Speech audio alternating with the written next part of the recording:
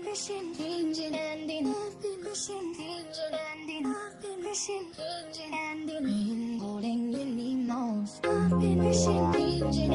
yeah.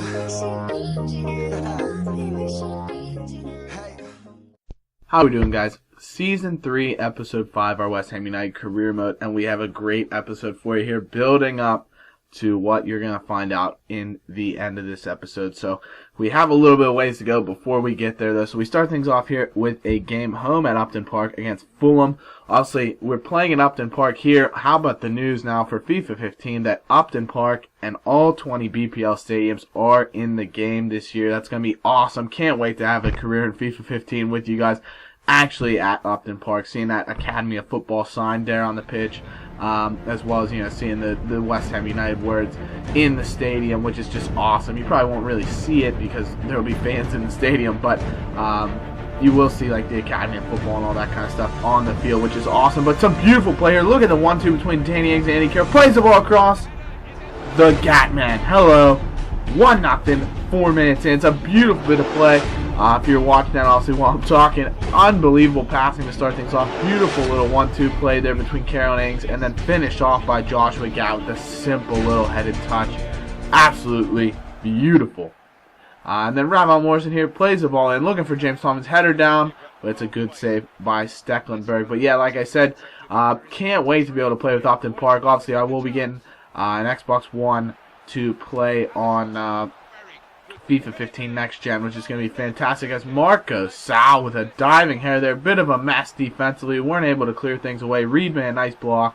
Adriano with a nice save, but Sal able to finish off to level things up here at 1. But yeah, I can't wait for FIFA 15. That's going to be so much fun. But we are still playing here on FIFA 14, of course. So West Ham here trying to create something with Joshua Gatt. Plays it into Bender, and it's just a wasted chance there. He tried to hit it on the volley. Really audacious attempt, but just not able to do anything there. Carroll then gets a nice flicked on header from a free kick by Kieran Trippier, but Stecklenburg makes another good save. Joshua Gatt then in the 57th minute, powering forward, trying to create something here. Plays the ball over the top to Jesse Rodriguez. Nice bit of skill, turns inside his defender, creates some space for himself. Looking to go in to have a shot for his first goal still. It's a good save by Stecklenburg yet again. Gatt then plays a 1-2 with Kieran Trippier. He then sees Michael Bradley. Plays a 1-2 with Michael Bradley here. Beautiful ball over the top from Bradley. Gatt, can he create some? He's got the big man Andy Carroll with his big noggin running in. And Stecklenburg just able to grab that from Andy Carroll. And then Fulham with their chance to come back. Brian Ruiz plays the ball to Dejaga. He then looks inside, gets enough space, plays it to Ruiz.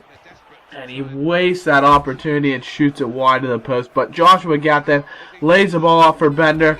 And the new signing with another big goal for us here in the 88th minute. It looked like we were going to end with our first draw of the season, our first non-win in the BPL at least. But what a finish from Sven Bender with his left foot there, right in the top corner under the post, the roof of the net. And it looks to be the 3 points for us here. And then we're just doing a bit of time wasting here. Trippier with the ball.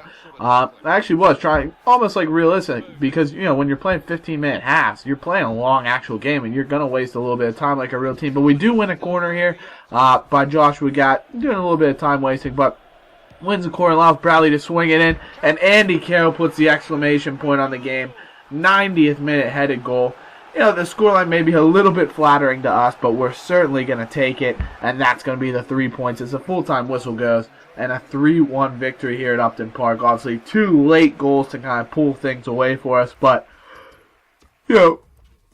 we did deserve it here. 57% possession, 8 shots to their 3, so it was a deserved victory, even though they'll think hard done by the fact that we pulled the victory away right at the end there. And Joshua Gatt, he was in on pretty much every highlight, and he does win man of the match, obviously scoring a goal and getting an assist on the Bender goal. So, fantastic for him. We then decide, I didn't have a third goalie, and I know last year we actually had one of our goalies get lost to injuries. Adrian was out for like 5 or 6 weeks for injury. So I was like, I need a third goalie. I know this Scuffet, I think on the roster that I'm playing with, he doesn't have as high potential. It's only like 80, but he's the guy that has like 88 potential from Italy. And the only thing he has 80, but we decided just coming on a loan for him, decided to offer a future fee of $400K. and just bring him in, because that's nothing, really. That's pennies for a team that's going to be in the Champions League, hopefully. As you can also see, huge news. Valencia have bought Karim Benzema from Arsenal, which is huge for us, because I hate playing against Benzema, because Arsenal brought in Pato, so they didn't need Benzema anymore. We also saw some Arsenal Pogba, like I said, going to Man City. Muslera, the goalkeeper, went to Real Madrid. And then we'll see some more huge deals. Danny Ings, they come in. Porto come in $5.5 million, not letting him in. Mignolet goes to Barcelona. Tim Krul actually went to Wolfsburg, so you'll see they signed Rui Patricio to make a replacement for him. But the big move of the transfer window, Edison Cavani to Chelsea from PSG for £40.5 million. Nightmare for us. They already had Higuain. I don't know if they still have Torres as well, but now they have Cavani. You gotta be kidding me. And then Benfica come in with a $12.5 million offer for Danny Ings. What is that? But it was only with 1 hour left in the transfer window, and we only have 3 strikers, Carroll, Lacazette, Ings, that are any good. And so I didn't want to give up Danny Ings. You know, if they come in with that offer at the beginning of the transfer window or somewhere at the beginning of transfer deadline day, I'd think about it, because that's a ton of money, and maybe if I even counter offer, I could have got them to get even more. But if they're going to come in with that now, absolutely not. We're not going to be giving him up, especially with how well he's grown. I'll tell you what, we've had him for one season. He's gone up, I think, 5 overall points. He's up to 76.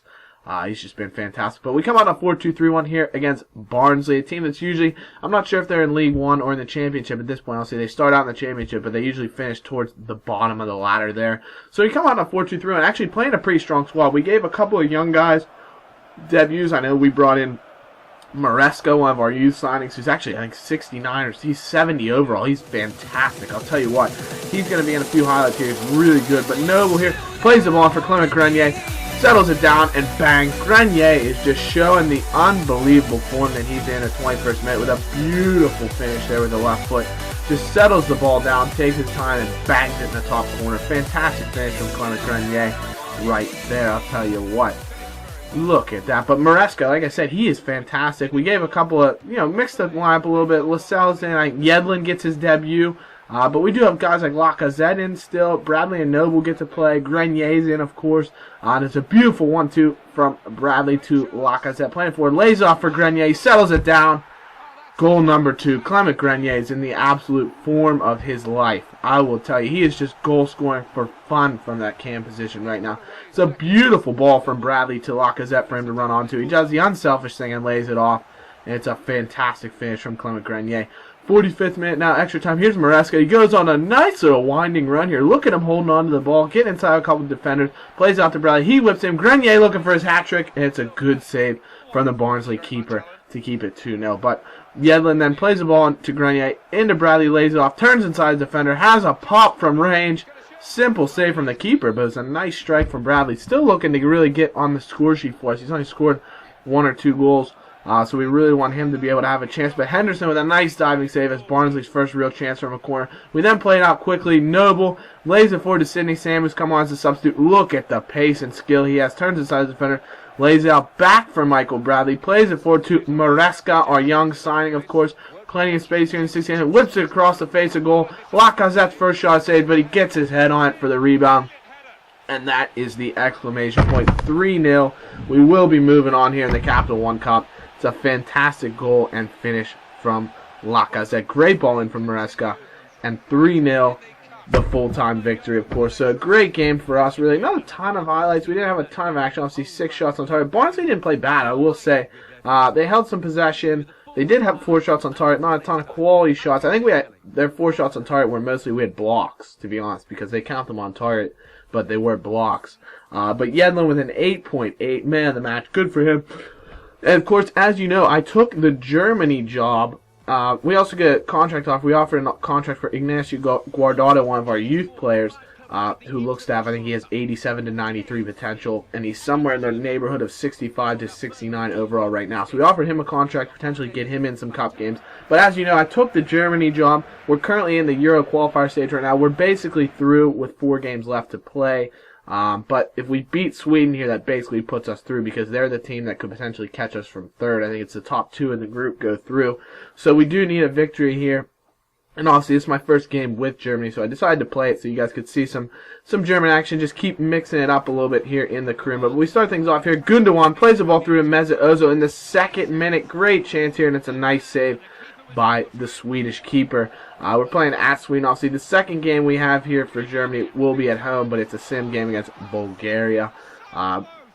As Sweden come through, Ibrahimovic, I think it was with a chance, ends up striking it off the post. Ekdal then with a strike from range, and it's a huge save from Manuel Neuer to keep things 0-0. And it was one of those games that in the first half we were really struggling to find our form. Obviously, first time playing with Germany. Gundogan has a good chance here. Goethe then plays it across. Feinsteiger should have scored, but he puts it wide of an empty net. Gaping goal. Schmelzer then looks for Thomas Muller. Good skill to get inside of Helander. Comes in, has a shot.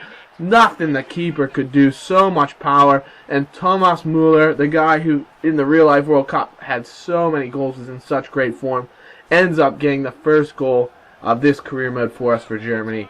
It's a fantastic goal. Take a look at the power he has there. Just puts it to the near post. The goalkeeper may be surprised. He just doesn't get a strong hand to it and ends up palming it into his own goal. Kroos then, nice ball through to Mesut Ozil, who actually looked pretty good. We played that false 9 formation similar to what Germany played in the World Cup with Muller in the false 9 role. And then we had Ozil and Goetze out on the wings. And then Kroos, Schweinsteiger, and Gundogan as our midfielders. And then look at the mess here. Goetze nearly putting us up 2-0, but Sweden somehow clearing that off the line. But we do end up with a 1-0 victory thanks to the strength of that Muller goal. And that's basically going to push us through in European qualification. So we didn't play great. Obviously, Sweden had a few chances there, but we did enough to pick up a victory. And your man of the match was Marcel Schmelzer. So then our second game here in the Euro qualifiers against Bulgaria at home. We should be winning this no problem. Ozil scores, Kroos scores, Gundogan scores, and that's all she wrote. A 3-1 victory that's going to push us through. And this is the moment we were looking for. The Champions Cup groups come out. Also, the first group had Man United and Roma. Group B, Barcelona and Porto. Group C, Inter, Atletico Madrid, Dynamo Moscow, and AZ. Real Madrid, Bayern Leverkusen, Spartak Moscow, Standard Liège in Group D. Group B, Juventus, Chelsea, Schalke, Galatasaray. Oh my goodness, talk about a murderer's road. Groups Bayern and Valencia, Marseille and Zenit, Group F. And then Group G, Dortmund, West Ham, Bordeaux, and Basel. So you can see our group, Borussia Dortmund, the big team. But let me know what you think the group of death is here. Hope you've enjoyed watching. Be sure to leave a like and subscribe, and we'll see you in episode 6. Bye-bye.